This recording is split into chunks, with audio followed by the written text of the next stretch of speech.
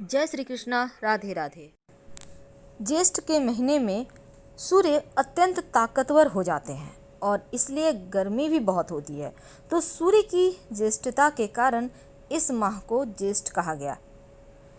तो ज्येष्ठ माह में सूर्य और वरुण देव की उपासना करना विशेष फलदायी होता है। देखिए, ज्येष्ठ के महीने में वातावरण और जल का स्तर गिरने लगता है, इसलिए जल का सही और पर्याप्त प्रयोग जरूर करना चाहिए। वैसे खान पान का भी ध्यान रखना चाहिए, पर रविवार के दिन सूर्य की कृपा पाना बहुत आवश्यक है। इसलिए इस महीने में संभव हो तो हर रोज सुबह और शाम में पौधे में जल जरूर अर्पित करें, प्यासों को पानी पिलाएं और लोगों को जल पिलवाने की व्यवस्था करें। जल की बर्बादी ना करें और घड़े सहित पंखा का दान भी करें। जल से भरा हुआ घड़ा पंखा का दान करें, जूता छाता का दान करें। लेकिन अगर सूर्य संबंधी समस्या हो तो ज्येष्ठ के महीने में जितने भी रविवार है आप उपवास रखते हैं तो आपका सूर्य बेहतर हो जाता है। और इस महीने में तिल बहते हुए जल में प्रवाहित करना ये बहुत ही ज़्यादा दुर्लभ और शुभ माना गया है, क्योंकि इसके फल आपको पूरे जीवन में मिलते रहते हैं। जब आप बहते हुए नदी में एक मुट्ठी तिल डाल देते हैं, बिना पीछे मुड़े घर आ जाते हैं तो शनि दोष से भी मुक्ति मिलती है, पितृ तृप्त हो जाते हैं, जीवन की हर मुश्किलें समाप्त होती है। इस बार जरूर कीजिएगा। और सूर्य को पूरे महीने में जल अर्पित करने से जीवन के सभी तरह के मनोकामना सिद्ध होते हैं, कार्य सिद्ध होते हैं, रोगों का नाश होता है। तो भगवान शिव की पूजा करने से परिवार में खुशहाली आती है। क्या है पूजन विधि? देखिए, सुबह सुबह जब आप स्नान वगैरह कर लें तब एक लोटा जल में एक चुटकी रोली, एक चुटकी अक्षत, एक चुटकी काला तिल डालकर भगवान सूर्य को अर्पित करें। पूरे महीने आप तिल डालकर अर्पित करें। और भगवान शिव जी के मंदिर में भी आप जाकर शिव जी को घी और थोड़ा केसर मिलाकर आप दीपक जलाएं, चंदन की धूप जलाएं और साथ ही बिल्वपत्र लाल पुष्प अर्पित करें तो शत्रु विरोधी शांत रहेंगे। भगवान सूर्य को जल अर्पित करने से कुंडली के हर ग्रह यानी कि सारे के सारे ग्रह मजबूत हो जाते हैं। वैसे तो भारतीय संस्कृति में देवताओं का पूजा पाठ का महत्व है और शास्त्रों के मुताबिक देवताओं की संख्या 33 कोटि है। लेकिन जो देवता दो हैं वो प्रमुख हैं जो पृथ्वी पर हर रोज दिखते हैं, यानी सूर्य और चंद्रमा। तो हमारे पौराणिक समय से ही सूर्य और चंद्रमा का पूजा करने का विधान है। तो सूर्य को जल अगर आप अर्पित करते हैं तो उसके फायदे क्या हैं, और रविवार के दिन अगर आप खास कर अर्पित कर रहे हैं तो क्या डालकर अर्पित करें कि जीवन के हर क्षेत्र में तरक्की मिले। देखिए, भगवान सूर्य को जब आप अर्पित करते हैं जल तो आपकी आंखें स्वस्थ रहती है। जल देते समय अगर आप जल पात्र को सिर के सामने रखें और गिरते हुए जल से आप अगर सूर्य को देखें तो नेत्र की जो दोष होते हैं ना वो समाप्त हो जाते हैं। अगर आपकी जन्म कुंडली में सूर्य लग्न से 12वें या दूसरे घर में हो तो आंखों की परेशानी होने की संभावना होती है। इसलिए सूर्य को जल रोज आप अर्पित करें। लेकिन सूर्य को जल अर्पित करने से आपकी नौकरी में भी उन्नति होती है, आपका कॉन्फिडेंस बढ़ता है, आपके जो उच्चाधिकारी वो आपसे प्रसन्न रहते हैं। और सूर्य को जल अर्पित करने से आपके पिता का साथ मिलता है, क्योंकि सूर्य को राजा, राजकीय क्षेत्र, पिता, नौकरी में अधिकारी का कारक माना गया है।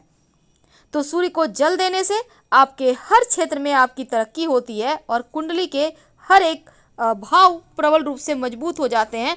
लेकिन सूर्य को जल अर्पित करने का सही तरीका क्या है, कौन सा लोटा यूज करेंगे, ये भी सवाल है। देखिए, लोटा तो वैसे आप तांबा का यूज करें तो बहुत अच्छा, नहीं तो आप पीतल का लोटा भी यूज कर सकते हैं। लोटे में विशेष वस्तुएं डालकर अगर इस दिन भगवान सूर्य को विशेष तरीके से जल अर्पित किया जाए तो आपकी हर मनोकामना भी पूरी होती है और जीवन की हर कठिनाइयां दूर होती है, क्योंकि अकेला सूर्य कुंडली के सभी ग्रहों को मजबूत कर देता है।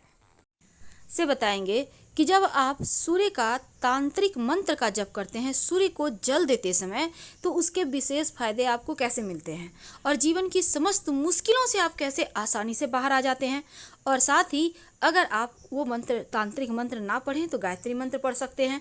आप ओम आदित्याय नमः का जप कर सकते हैं, गायत्री मंत्र तो हर किसी को पता है। और आप कोई भी मंत्र पढ़ें पर पढ़े जरूर, क्योंकि मंत्र में जो शक्ति है वो आपको जीवन के कठिनाइयों से बाहर निकलने में मदद करेगा। वैसे ओम घृणी सूर्याय नमः इस मंत्र का भी जप कर सकते हैं, या फिर गायत्री मंत्र ओम भूर्भुवः स्वः तत्सवितुर्वरेण्यं भर्गो देवस्य धीमहि धियो यो नः प्रचोदयात् इसका भी जप कर सकते हैं। लेकिन एक बात याद रखिए, सूर्य को कभी भी बिना स्नान किए अर्घ्य मत दीजिएगा। और साथ ही अगर आप सूर्य को रोज जल अर्पित करें तो ये सर्वोत्तम होगा। अगर सूर्य के सामने खड़े होकर रोज 27 बार गायत्री मंत्र पढ़े तो जीवन में कष्ट ही नहीं आएगा। अगर ग्रहों की बुरी चाल से कष्ट आ भी जाए तो भगवान की कृपा से उनको वो आपके हाथ पकड़कर आपको कष्टों से बाहर निकाल लेंगे, आपको तमाम परेशानियों से मुक्ति दिला देंगे। बस एक बार सूर्य के शरण में आकर तो देखिए, क्योंकि वो कुंडली के हर दुर्योगों को समाप्त कर देते हैं, क्योंकि सूर्य राजा हैं ग्रहों के। सूर्य का मंत्र बोले, ओम एहि सूर्य सहस्त्रांशो तेजो रासे जगतपते अनुकंपे मां भक्त्या गृहणार्थ दिवाकरः इस मंत्र का जप करके सूर्य को जल अर्पित करें। इसके बाद सीधे हाथ की अंजुरी में जल लेकर अपने चारों ओर छिड़के।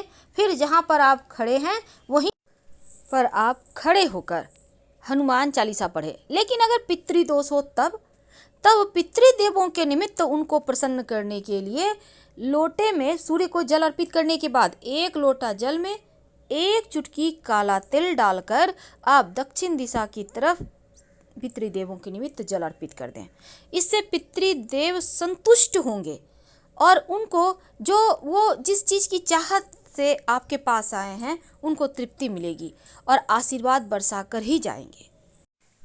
अगर आपका पैसा किसी ने ले लिया है, कहीं फंस गया है, कोई वापस नहीं कर पा रहा, या फिर आपका पैसा कहीं ब्लॉक है, आप चाहते हैं कि आपका पैसा आपको मिल जाए, तब जब आप भगवान सूर्य को जल अर्पित करें तो रविवार के दिन से शुरू करके, अगर आप महिला हैं तो लगातार 21 दिन, अगर आप पुरुष हैं तो लगातार 27 दिन ये प्रक्रिया करना है।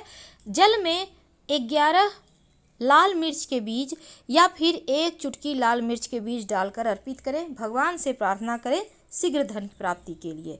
अगर मंगल कमजोर हो तो जल में शक्कर या फिर गुड़ डालकर अर्पित करें तो आपका मंगल बेहतर होता है, जीवन में कष्ट कम होते हैं। शत्रु विरोधी ज़्यादा परेशान करे, आपको लगे कि शत्रु बहुत ज़्यादा परेशान कर रहे हैं, तब जल में लाल गुड़हल के पुष्प डालकर सूर्य को अर्पित करें तो शत्रु विरोधी शांत हो जाते हैं। अगर वैवाहिक जीवन में समस्या है या फिर आपका विवाह नहीं हो पा रहा है, तब जल देते समय सूर्य को जल में 1 चुटकी हल्दी डालकर अर्पित करें। जो विद्यार्थी हैं पढ़ाई पे फोकस करने के लिए, पढ़ाई में अच्छा करने के लिए जब सूर्य को जल अर्पित करें तो उसमें स्याही डालकर अर्पित करें। ज़्यादा नहीं, 1-2 बूंद डालकर अर्पित करें तो पढ़ाई लिखाई में मन भी लगेगा और आपका खूब तेज बढ़ेगा। ज्योतिष में इन चीज़ों का पालन करने से जीवन के कष्ट कम होते हैं। सूर्य को जल देते समय अगर आप लाल चंदन या रोली डालकर अर्पित करें तो फिर आपका अच्छा स्वास्थ्य रहता है। और जल अर्पित करते समय गायत्री मंत्र का जप कीजिएगा। आप चाहें तो इसमें 1 चुटकी अक्षत भी डाल सकते हैं। जब जीवन में लगे कि कष्ट ज़्यादा हो रहा है, जीवन में आप चाहते हैं कि सभी ग्रह आपके अनुकूल ही फल दे, सभी ग्रह को प्रसन्न करने की बजाय अगर आप सिर्फ सूर्य की आराधना करें तो आपका भाग्य उदय होने लगता है।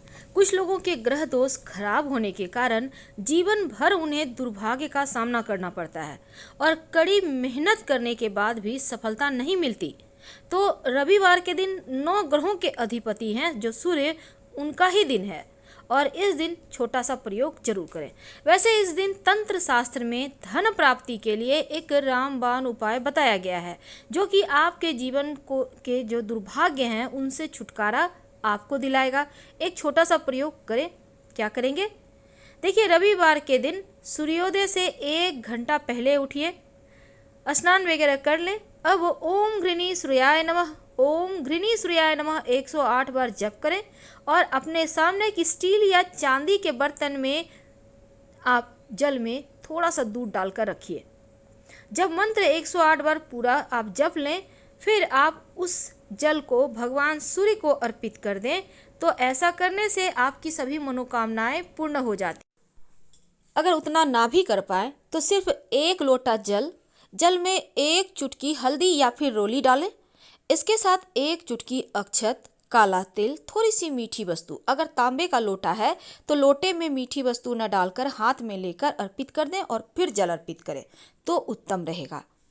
तो फिलहाल हम आपसे विदा लेते हैं। जानकारी अच्छी लगे तो लाइक कर सब्सक्राइब करें, अपनों के साथ वीडियो को शेयर भी करें और आप चाहें तो ज़्यादा जानकारी के लिए आप हमारे वेबसाइट पर भी आ सकते हैं। वेबसाइट का लिंक आपको डिस्क्रिप्शन में मिलेगा।